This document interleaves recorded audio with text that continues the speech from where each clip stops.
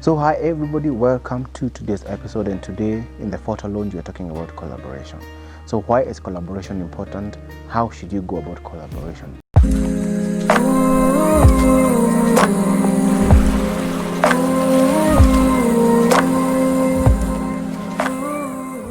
Welcome back, and today we want to study and see how collaborations are done and why it's important for you to do collaborations.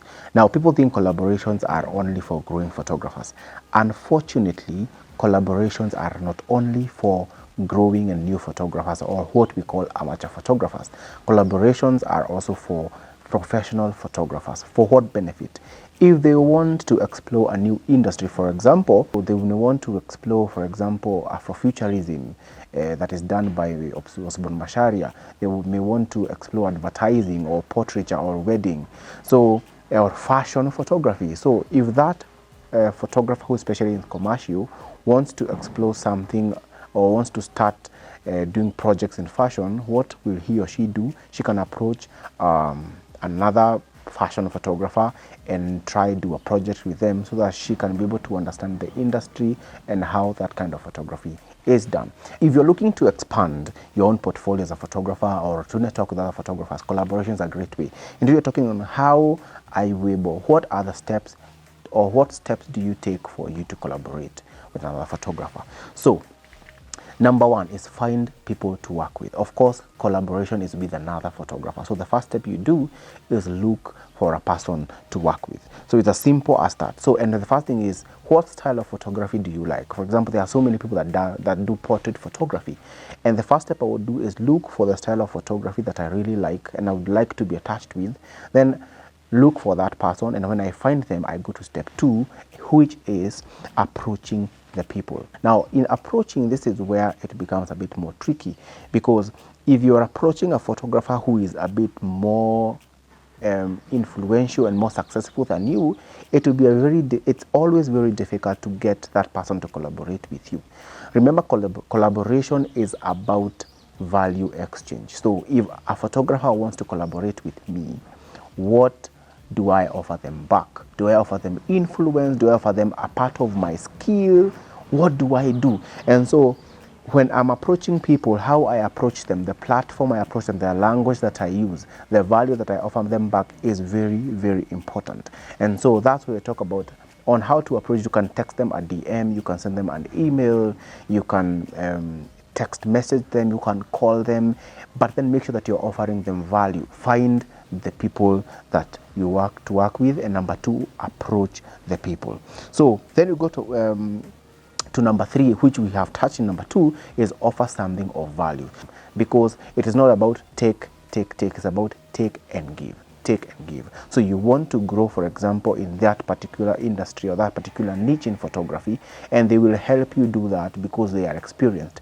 What then are you offering them as a person that will benefit them so that they can collaborate with you? It's all about value exchange. So make sure that you're offering them something of value. For example, if you are collaborating with a makeup artist, what you will do is that you will offer them photography. Now, that is valuable. If you are doing a project about fashion, you want a hairstylist, a clothes stylist, a makeup artist. Now, each and every part of what I have just told you is offering a unique value to the project. So you're offering photography, another is offering makeup artistry, the other one is offering set design or hair dressing or hairstyling. And so make sure that when you're collaborating with those creatives, you're offering something of value. So we go to the next point, which is get more people involved. So I've just given you a perfect example. When you're doing portraiture, don't just use another portraiture photographer. You can get a makeup artist, you can get a hairstylist, you can get a clothes designer, maybe get a fashion house to give you some clothes to do the portrait. So you can go to a certain venue and collaborate with them, because it's all about adding value and creating and growing your network. Remember, these pictures, you're going to post them on your website or on your Instagram page, and so they are going to gain value of exposure from your project. So make sure that you interact, or you make sure you work with as many creatives as possible.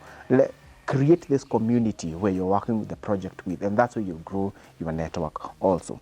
Now, number 5 is create a mood board. Now, it's very bad for you to go and work on a personal project without the objective.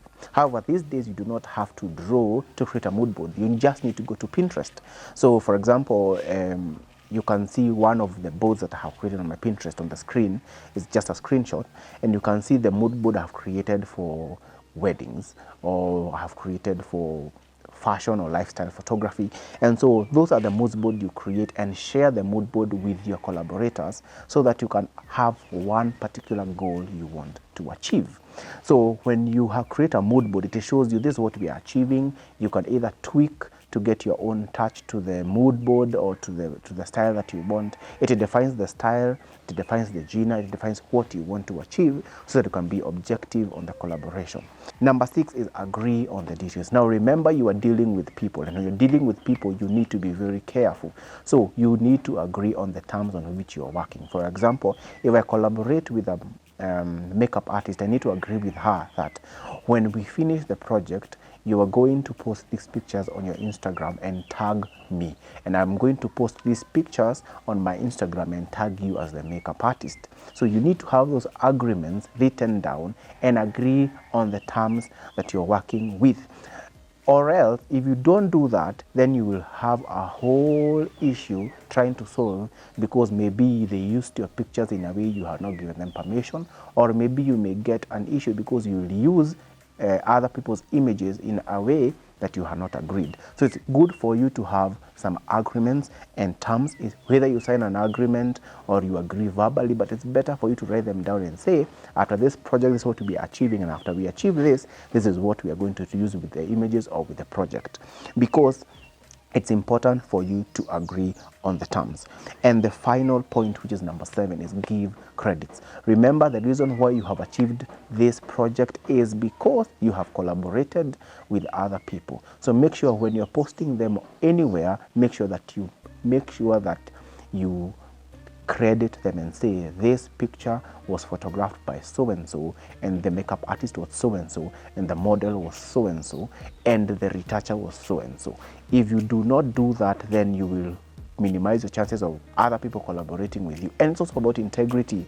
It's also about you being a person of integrity, because if you had help doing something, it's important for you to give credit back. And so those are the 7 steps you need to do when you're collaborating with another photographer or looking for collaborations. Now, I want to give you a secret, or to tell you something. If you do not want to miss any of our episodes, again, you need to click on the subscribe button.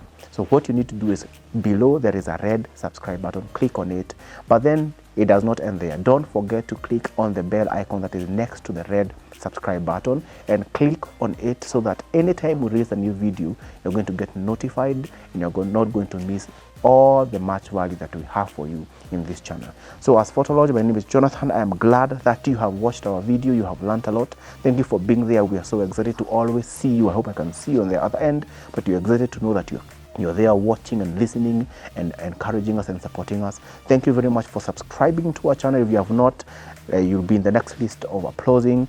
Make sure that you click on that subscribe button. And until next time, continue learning, continue practicing, and continue creating, because that's what photo loungers do. And until next time, let's be creative.